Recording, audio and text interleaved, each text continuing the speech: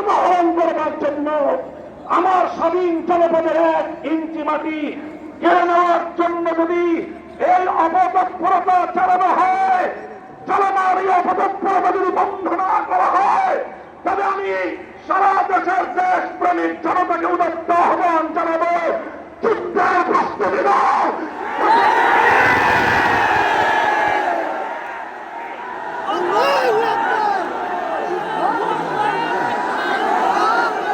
আমরা আমার দেশের প্রতি ইঞ্চি মাটি আমার জনগণের মাটি, আবার বলছি আমার স্বাধীন বাংলার প্রতি ইঞ্চি মাটি আমার পবিত্র জায়নামাজের মাটি।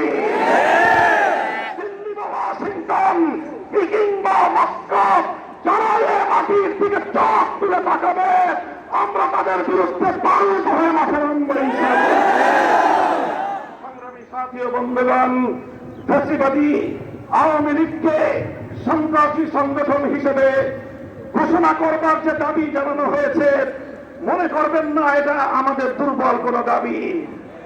আমরা 2013 সালে ফ্যাসিবাদী আওয়ামী লীগের বুলেটের আঘাতে রক্তাক্ত হয়েছি। 2021 সালে আমাদেরকে হত্যা করেছে, বছরের পর বছর বিনা বিচারে আমাদেরকে কারারুদ্ধ করে রেখেছে। সেই সন্ত্রাসী সংগঠন আওয়ামী লীগকে আবার বাংলাদেশের রাজনীতিতে যদি পুনর্বাসন করবার কোন দুঃস্বপ্ন কেউ দেখেন, তাহলে আমরা পরিষ্কার ভাষায় বলে দেই, তার সঙ্গে আমরা আওয়ামী লীগের চেয়ে ভিন্ন কোনো আচরণ করব না। শেখ হাসিনা গিয়েছে যেই পথে, আওয়ামী লীগের দালালরাও যাবে সেই পথে। কোন রাজনৈতিক দল অথবা সরকারের মধ্যে খাপটি মেরে বসে থাকা ফ্যাসিবাদের কোন দশক যদি বাংলার রাজনীতিতে এই ফ্যাসিবাদী শক্তিকে পুনর্বাসিত করবার পায়তারা চালায়, তাদের সঙ্গে আমরা লড়াই করব। বন্ধুগণ, সর্বশেষ আমাদের কথা হবে, শাপলার শহীদ যারা শাহাদাত বরণ করেছেন, ইনশাআল্লাহ হেফাজতে ইসলাম বাংলাদেশ প্রতিটি শহীদ পরিবারের পাশে দাঁড়িয়েছে। শাপলার সকল শহীদদের পরিচয়গুলো যতটুকু সম্ভব ফ্যাসিবাদী আমলে অধিকাংশ বীর শহীদদের লাশ গুম করা হয়েছে, লাওয়ারিস হিসেবে তাদেরকে দাফন করা হয়েছে। সরকারের তৎকালীন গোয়েন্দা সংস্থার কাছে যদি তার কোন তথ্য থেকে থাকে, আমি বর্তমান সরকারের কাছে দাবি জানাবো, আমার শাপলা চত্বরের বেওয়ারিশ হিসেবে দাফন হওয়া প্রতিটি লাশ, গুম হওয়া প্রতিটি শহীদের তথ্য উদ্ঘাটন করতে হবে, জাতির কাছে প্রকাশ করতে হবে। এর বাইরে গোটা বাংলাদেশে যতজন বীর শহীদ হয়েছেন, প্রত্যেক শহীদের পরিবারের সঙ্গে যোগাযোগ করে আমাদের সর্বশেষ ভেরিফিকেশন এবং যাচাইয়ের কাজ চলছে।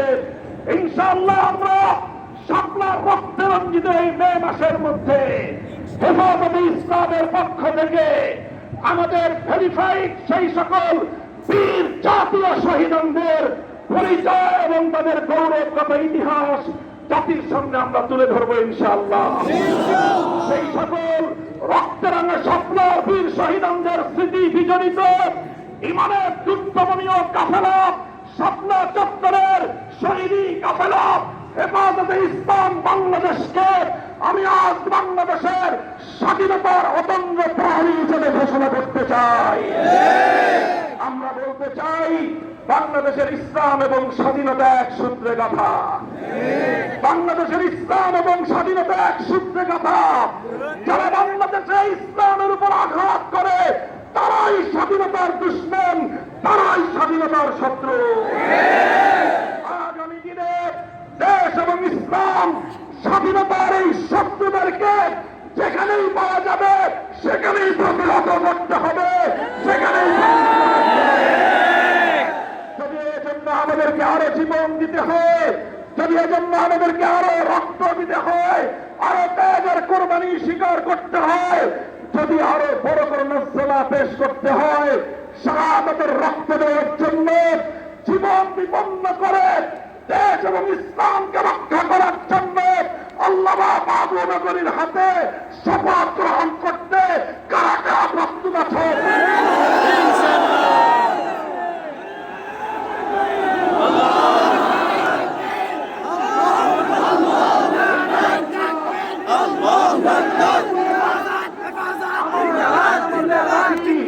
বাংলাদেশের স্বাধীনতা সংরক্ষিত থাকবে। আমার ভবিষ্যৎ প্রজন্ম এদেশে ঈমান নিয়ে ইসলাম নিয়ে বাঁচবে ইনশাআল্লাহ। নাসরুম মিনাল্লাহি ওয়া ফাতহুন করিব ওয়া আখিরু দাওয়ানা আলহামদুলিল্লাহি রাব্বিল আলামিন।